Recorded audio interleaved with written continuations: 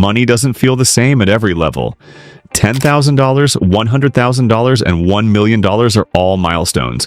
But each one represents a completely different stage of financial life. What most people don't realize is that the jump between these levels isn't just about numbers.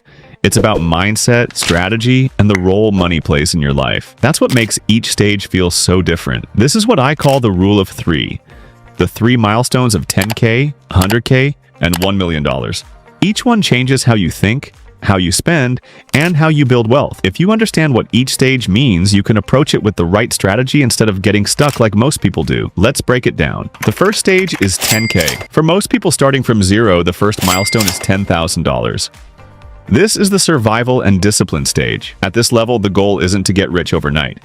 It's to prove to yourself that you can control money instead of letting money control you. $10,000 might not sound like much in the big picture, but if you've never saved or invested before, reaching this point is life-changing. It's the first time you can look at your account and see something more than just bills and debt. It's proof that you can live below your means, that you can be consistent, and that you can build habits around money. At this stage, the work is mostly about discipline, cutting unnecessary expenses, learning how to budget, avoiding lifestyle creep when you get a raise, maybe starting a side hustle to bring in a little extra cash. You're building the muscle of delayed gratification. You're learning that every dollar has a choice attached to it. It can either go towards something temporary or towards something that compounds. The reason this stage feels different is because it's the first time money gives you breathing room. Suddenly, an emergency doesn't completely destroy you. A flat tire, a broken phone, or a small medical bill is no longer a crisis. $10,000 represents stability. It tells you, I can handle life without panic. But here's the trap. Many people stop here. They treat $10,000 as the finish line instead of the starting point. They get comfortable with having some savings and don't push themselves to build further. The reality is that 10K is proof of discipline, not wealth. It's the foundation. The next stage is where you prove you can grow money, not just save it. At 10K, the danger is complacency. It feels safe, but it's not enough to protect you for long. Inflation eats away at it. A single bigger emergency, like a job loss or a major repair, but then could wipe it out. That's why this stage is about shifting your mindset from survival to growth. The $10,000 is no longer just cash sitting in an account. It becomes your seed capital. It's the proof that you can control money.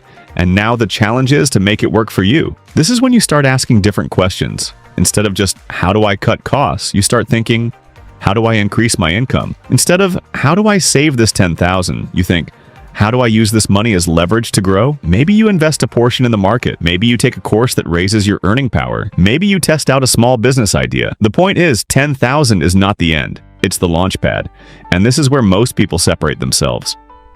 Those who stop at 10K tend to circle back to square one every time life gets tough. They dip into it, drain it, and struggle to rebuild it. But those who treat it as step one use it as momentum. They stack habits, they stack income streams, and they begin building toward six figures. The second stage is 100K. The jump from 10,000 to 100,000 is bigger than it looks. This is the growth and skill stage. At this point, you've already shown you can save.